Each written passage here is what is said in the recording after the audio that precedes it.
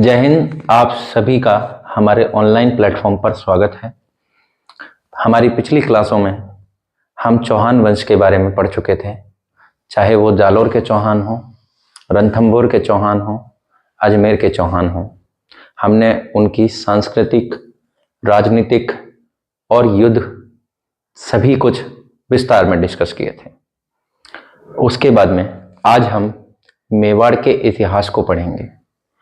मेवाड़ का उदय कैसे हुआ, मेवाड़ किस तरह इतिहास में सबसे ज़्यादा प्रभावशाली और सबसे ज़्यादा प्रसिद्ध हो गया, कैसे आज भी लोग मेवाड़ का मिसाल देते हैं। मेवाड़ के लिए कहते हैं कि राज अगर हो तो मेवाड़ जैसा।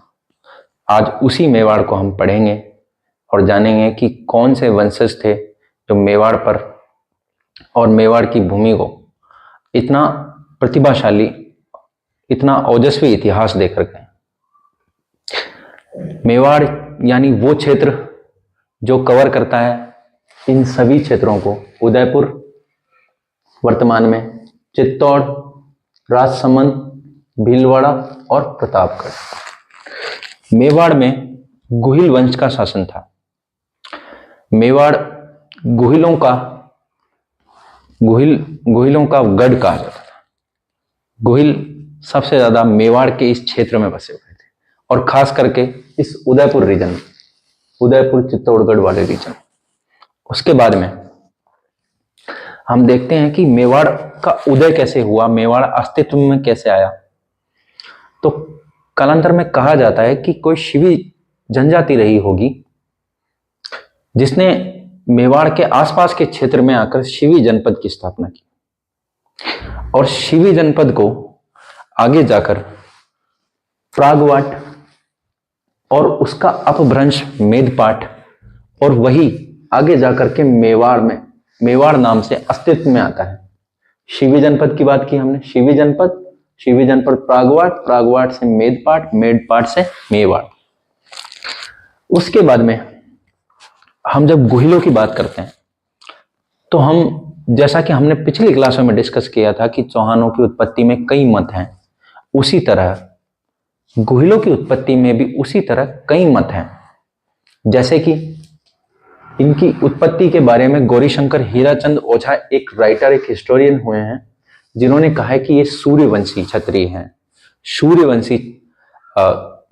हैं और उन्होंने बताया है कि सूर्य के वंशज हैं। उसके बाद में एक मत दिया जाता है डॉक्टर D.R. भंडारकर के द्वारा कि ये ब्राह्मण थे, और ब्राह्मण भी कौन से? नागर ब्राह्मण। कौन से ब्राह्मण? नागर ब्राह्मण। उसके बाद में इनके बारे में विदेशी मत दिया जाता है, जैसा कि हमने चौहानों में देखा कि कर्नल टॉड, विलियम स्मिथ और भी एक हिस्टोरियन था जो मत देता है कि ये लोग विदेशी थे चौहान। उसी तरह यहाँ विदेशी मत जो है एक मुस्लिम राइटर अबुल फजल द्वारा दिया जाता है कि ये नौरोखा के वंशज है। किसके वंशज? नौरोखा के वंशज है। उसके बाद में जब हम बात करते हैं कि इनके बारे में और मत कौन से दिए जाते हैं, तो एक मत है कि जो गुहिल हैं वो गुजरात के वल्लभी नामक स्थान से आए हैं। गुजरात के वल्लभी में एक राजा हुआ करता था शीलादित्य नाम का, यहां लिखा हुआ है शीलादित्य नाम का जो राजा था, उस राजा को पुत्र रत्न प्राप्ति हेतु जब एक सुझाव प्राप्त होता है, उसकी पत्नी का नाम पुष्पावती था। उसकी पत्नी को जब एक सुझाव प्राप्त होता है कि आप मेवाड़ जाइए और मेवाड़ की भूमि पर अपनी कुल देवी को आप उनकी आराधना कीजिए, आपको अवश्य पुत्र रत्न प्राप्त होगा, आपको प्रतिभाशाली, आपको बहुत ताकतवर, आपको गौरवशाली इतिहास देने वाला पुत्र पैदा होगा। तब पुष्पावती जो है मेवाड़ जाती हैं अपनी कुल देवी की पूजा के लिए, और कुल देवी की पूजा करके जब वो वहां से लौट रही होती है तो उन्हें रास्ते में समाचार मिलते हैं कि जो ये जगह है वल्लभी, इस पर आक्रमण हो गया है, आक्रांताओं ने आक्रमण कर दिया है और सब कुछ वल्लभी को तहस नहस कर दिया है। और आपके जो सुहाग है आपका, वो रणखेत रहा, इसमें वो लड़ते हुए वीर गति को प्राप्त हुए। तो पुष्पावती जो है वो, जैसा कि परंपरा है, जौहर करने के लिए, सती होने के लिए वल्लभी जाने का प्रयास करती है, लेकिन सामंतों द्वारा और कुछ समझदार लोगों द्वारा यह कहा जाता है कि आप माता बनने वाली हैं, आप इसी तरह सती नहीं हो सकती हैं। आप अगर सती होंगी, आपके पेट में पल रहा बच्चा भी तो सती, उसकी भी मौत होगी, इसलिए आप सती नहीं हो सकती, आपको सती होने का अधिकार नहीं है। पुष्पावती को जो पुत्र प्राप्त होता है उसका नाम गुहिलादित्य पुत्र प्राप्त होता है, जो कि आगे चलकर गुहिल वंश की स्थापना करता है और इसे आदि पुरुष कहा जाता है गुहिल वंश का। यानी वो व्यक्ति जिसने आधारशिला रखी, वो व्यक्ति जो सबसे पहले गुहिल वंश का नाम, जिसका नाम सबसे पहले गुहिल वंश में लिया जाता है। उसके बाद में जब गुहिलादित्य से आगे चलकर एक राजा, इसी क्रम में एक राजा मिलते हैं हमें, बप्पा रावल, जो गुहिलों का इतिहास एक उच्च श्रेणी पर ले जाकर रखते थे। बप्पा रावल हरित ऋषि के आशीर्वाद से 734 ईस्वी में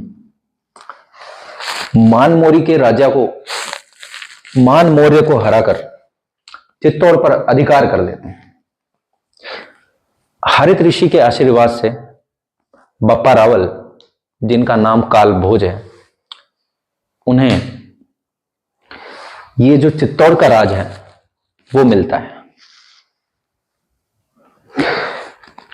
एक लिंग के बहुत बड़े भक्त बप्पा रावल, उनके बारे में कहा जाता है कि बप्पा रावल जो हैं वो विदेश से होने वाले आक्रांताओं और आक्रमणकारियों को वर्तमान ईरान और इराक तक छोड़कर आए खदेड़ते हुए, और उन्हें बप्पा रावल इतने विजनरी और इतने दूरदर्शी सोच के थे कि जब वो आक्रांताओं का इतना तगड़ा विरोध करते हुए, इतना प्रतिकार करते हुए ईरान इराक तक छोड़कर आ रहे थे, तब आते वक्त उन्होंने कई चौकियां बताई,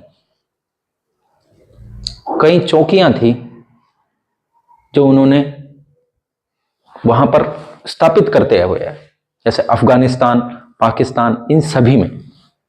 आपको याद आ रहा होगा कि पाकिस्तान में एक शहर है रावलपिंडी, वो जी हां इन्हीं के नाम पर है, बप्पा रावल के नाम पर रावलपिंडी शहर है। आप जब कभी रावलपिंडी का नाम, रावलपिंडी का इतिहास उठाकर देखेंगे तो उसके नाम के मत में केवल आपको यही मत मिलेगा कि बप्पा रावल एक हिंदू राजा, उसके नाम पर रावलपिंडी का नाम रावलपिंडी रखा गया। रावलपिंडी में असल में रावल बप्पा रावल है और पिंडी का मतलब है गांव। बप्पा रावल के इतिहास में अगर बात करने जाएं तो मेरा मानना है कि 3-4 क्लास भी कम पड़ जाएगी। बप्पा रावल का इतिहास बहुत बड़ा और बहुत गौरवशाली है। उसके बाद में बप्पा रावल के बारे में जो ये बात कही जाती है कि इन्होंने सबसे पहले मेवाड़ में मुद्रा प्रणाली की शुरुआत की, मुद्रा प्रणाली को शुरू किया। इन्होंने नागदा शहर बसाया और नागदा को मेवाड़ की राजधानी बनाया।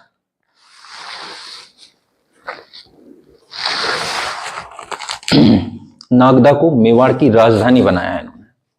उसके बाद में कैलाशपुरी नाम के एक जगह है, वहां पे उदयपुर में एक जगह है कैलाशपुरी, वहां पर एक लिंग जी का मंदिर बनवाया, एक लिंगनाथ जी का मंदिर बनवाया। एक लिंगनाथ माने शिव, शिव को समर्पित मंदिर देखते ही बनता है, बहुत अद्भुत मंदिर है। उसके बाद में सीवी वैद्य नाम के एक हिस्टोरियन हुए, वो इनकी तुलना बप्पा रावल यानी काल भोज की तुलना एक विदेशी राजा है चार्ल्स मॉटेल, जिसने अपना राज्य बाहुबल से प्राप्त किया, उससे करते हैं कि चार्ल्स मॉटेल या तो विदेश में चार्ल्स मॉटेल हुए हैं या फिर काल भोज हैं। उसके बाद में एक राजा होते हैं अल्लट। अल्लट के बारे में हमें जो जानकारियां मिलती हैं कि इनकी एक राजकुमारी थी हरिया देवी, इनका विवाह हरिया देवी से होता है।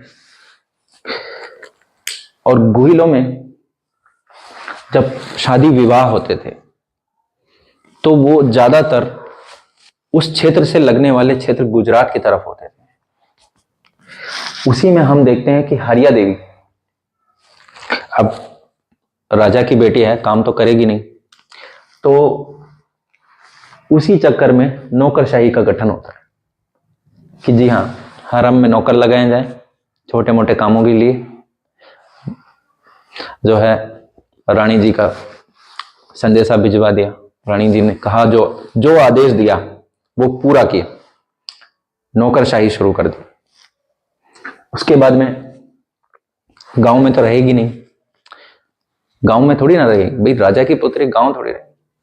तो फिर आहड़ शहर की स्थापना की गई, पूरा का पूरा शहर बसाया गया। उसके बाद में आहड़ को राजधानी बनाया गया, आहड़ को राजधानी बनाया गया। एक अल्लट के बारे में बात मिलती है कि अल्लट को आलू रावल कहा जाता है। आलू रावल प्यार से जिस तरह कीर्तिपाल को कीतू कहा जाता था इतिहास में, इसी तरह अल्लट को आलू रावल कहा जाता है। आलू रावल अल्लट वराह मंदिर की स्थापना करता है और वराह मंदिर विष्णु को समर्पित है।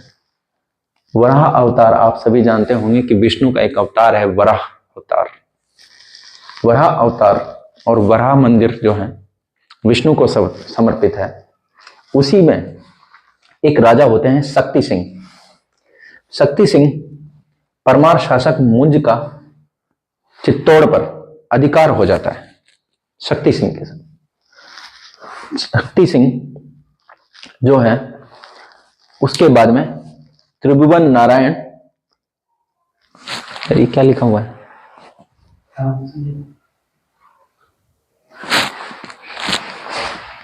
अरे यार ये,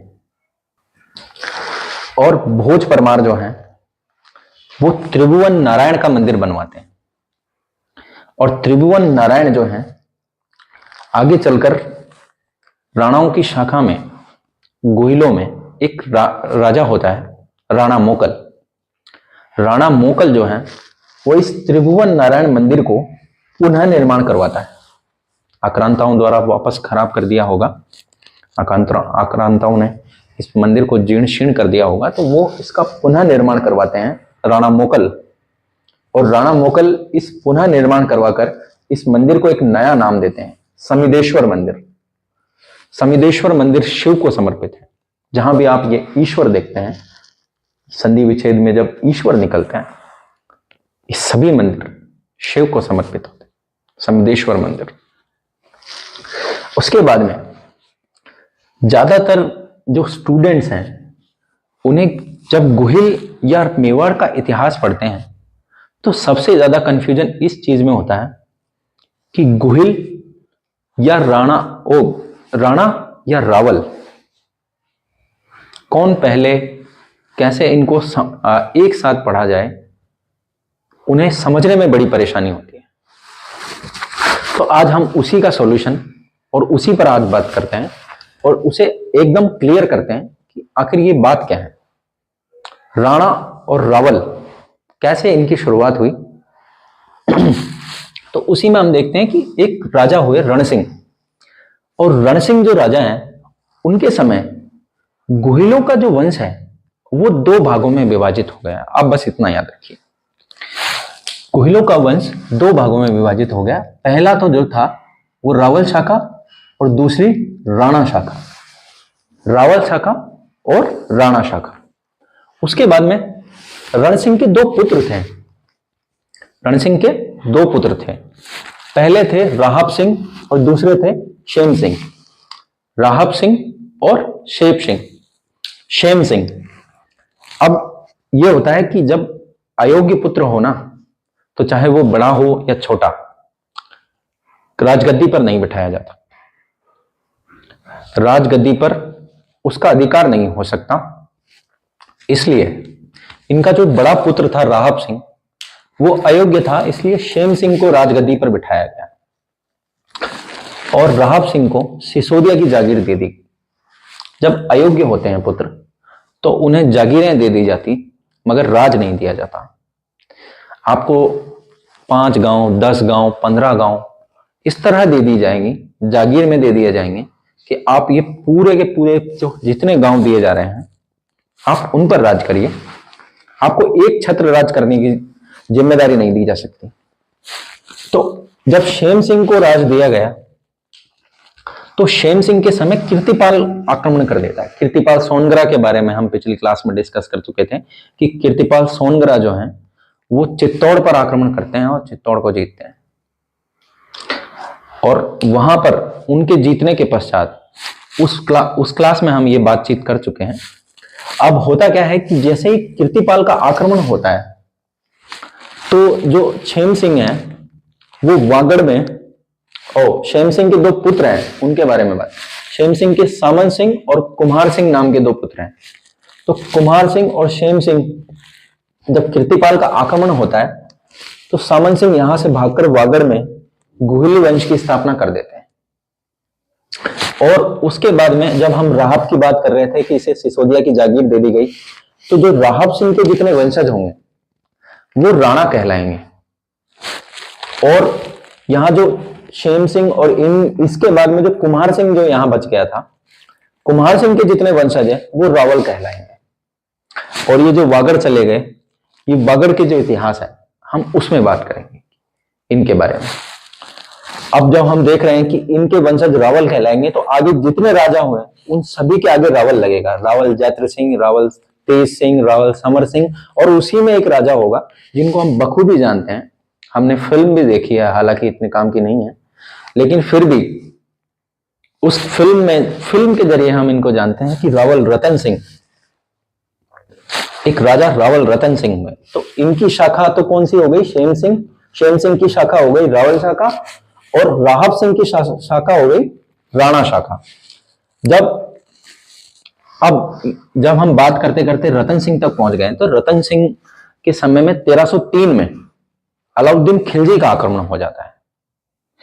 अलाउद्दीन खिलजी 1303 में रतन सिंह पर आक्रमण कर देता है। क्या कारण रहे, उन सभी के बारे में हम आगे डिस्कस करेंगे। और इस आक्रमण के जरिए हम अभी मोटा मोटी जान लेते हैं कि क्या कारण रहे, कैसे जो है राणा शाखा अस्तित्व में आई और कैसे रावल शाखा अस्तित्व में आई, उसके बारे में। अब जैसे रतन सिंह पे आक्रमण हुआ तो जो उसके जो जितने सहयोगी हैं, उसके जितने जानकार हैं, वो सभी मदद करने आएंगे। तो जब उनका अपना खून जो जानता है कि यार हम इनसे जुड़े हुए हैं, चाहे कैसे ही हों, काका बाबा में हों, चाहे कहीं भी हों, लेकिन हम इनसे जुड़े हुए हैं, तो मदद करने तो हम जरूर जाएं। तो जब लक्ष्मण सिंह और उसके 7 पुत्र रतन सिंह की मदद करने के लिए चित्तौड़ जाते हैं, अलाउद्दीन खिलजी रतन सिंह पर आक्रमण करता है। लक्ष्मण सिंह और उसके 7 पुत्र बहादुरी से लड़ते हैं। इसमें लक्ष्मण सिंह अपने 6 पुत्रों सहित वीर गति को प्राप्त होता है। हम जानते हैं कि रतन सिंह बड़ी ही बहादुरी से अलाउद्दीन खिलजी का मुकाबला करते हैं। और लक्ष्मण सिंह जो 7 पुत्रों के साथ लड़ रहे थे, उनके एक पुत्र जीवित बचते हैं, अरी सिंह। और अरी सिंह को बाद में एक पुत्र प्राप्त होते हैं, राणा हम्मीर सिंह सिसोदिया। हम्मीर सिंह सिसोदिया यानी कि इन्हें सिसोदा का सामंत बनाया गया। सिसोदा की जागीर इनके पास थी, इसलिए इनके पीछे सिसोदिया लगना शुरू हुआ, राणा हम्मीर सिंह सिसोदिया। और रतन सिंह के बाद में वंश समाप्त हुआ रतन सिंह का 1303 में। उसके बाद में 1303 से लेकर 1326 तक अलाउद्दीन खिलजी का प्रशासन चित्तौड़ पर रहा। और जब राणा हमीर सिंह पावर में आए, जब राणा हमीर सिंह जागीर और जागीर से सामंतों से जब एक बड़ी फौज खड़ी कर ली, जब ये पावर में आ गए, तो इन्होंने वापस से अपने खोए हुए क्षेत्र पर, अपने बाप दादाओं के क्षेत्र पर अधिकार कर लिया। 1326 में राणा हमीर सिंह चित्तौड़ पर अधिकार कर लेते हैं।